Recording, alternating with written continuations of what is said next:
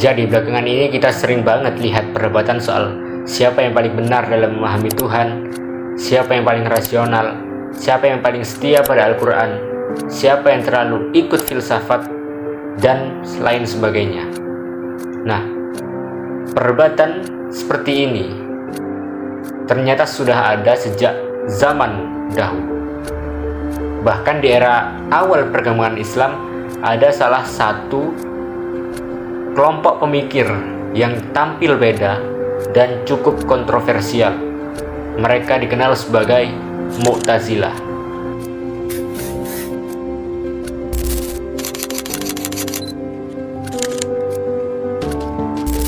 Assalamualaikum warahmatullahi wabarakatuh. Saya Davi Ahmad Firdaus, mahasiswa Prodi Komunikasi dan Penyiaran Islam UIN Sunan Ampel, Surabaya. Kalau kita bahas Mu'tazilah, satu kata tapi bisa bikin ribut satu kota, bahkan bikin ribut satu kekhalifahan Islam. Kalau kita bahas dari segi terminologinya, nama Mu'tazilah berasal dari kata i'tazala yang artinya memisahkan diri. Kata ini nggak semata-mata muncul dari langit, tapi muncul dari drama antara seorang guru dan seorang murid. Ceritanya, ada seorang murid bernama Wasil bin Atha yang merupakan murid dari Hasan al-Basri.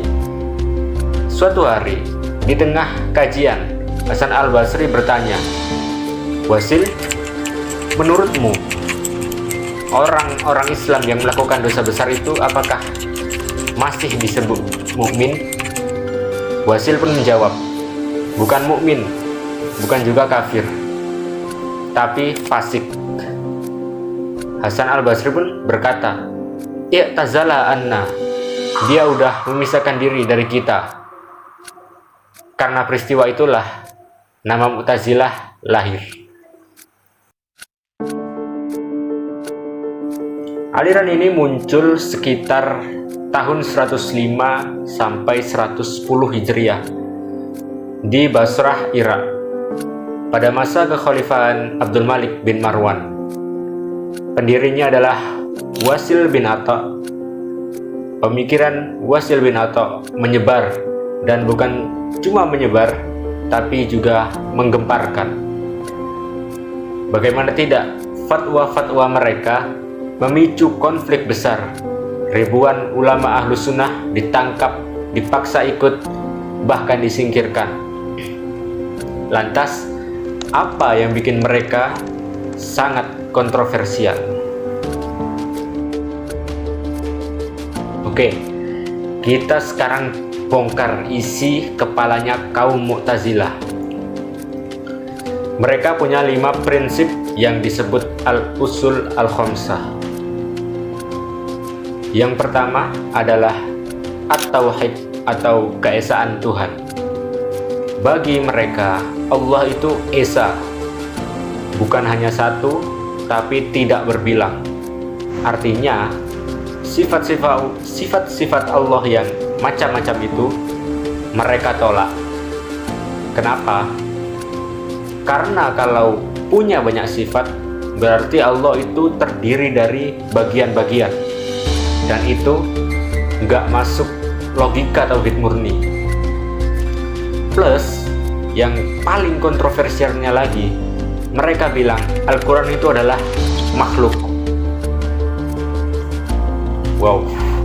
Prinsipnya yang kedua adalah al-adl atau keadilan Tuhan.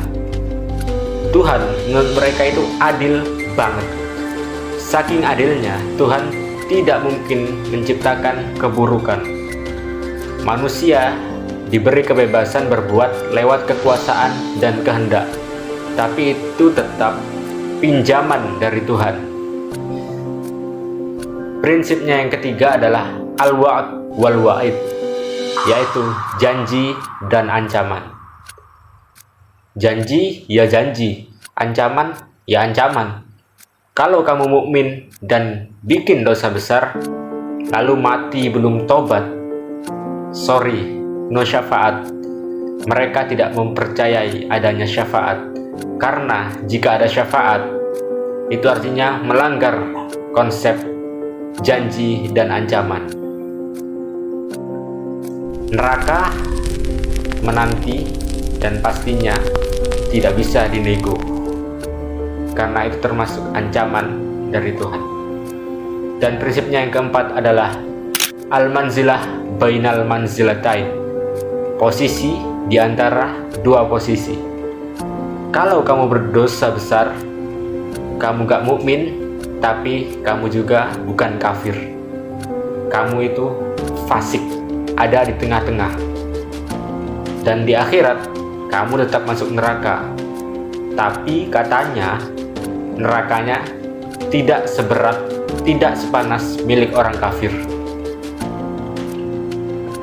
Prinsipnya yang terakhir adalah amar ma'ruf nahi mungkar. Awalnya sih mirip seperti amar ma'ruf nahi mungkarnya Ahlus Sunnah, menyuruh yang baik, melarang yang buruk. Tapi lama-lama jadi alat pemaksaan. Mereka paksa ulama untuk percaya bahwa Al-Quran itu adalah makhluk. Dan puncaknya terjadi peristiwa yang disebut mihnah, semacam inkuisisi gaya Mu'tazilah. Korbannya yang paling terkenal dari peristiwa ini adalah Imam Ahmad bin Hambal, yang dipaksa karena tidak mau mengakui bahwa Al-Quran itu adalah makhluk. Mu'tazilah awalnya ingin memperjuangkan kebebasan berpikir, tapi mereka malah menindas yang gak sepaham. Dan akhirnya paham ini perlahan-lahan tenggelam. Puncaknya dihantam serangan Mongol, ajaran mereka ikut padam. Tapi tunggu, gak sepenuhnya mati. Pemikiran mereka masih hidup, khususnya di kalangan Zaidiyah dan beberapa intelektual muslim modern. Jadi, Mu'tazilah adalah contoh betapa tajamnya pemikiran Islam membangun atau menghancurkan.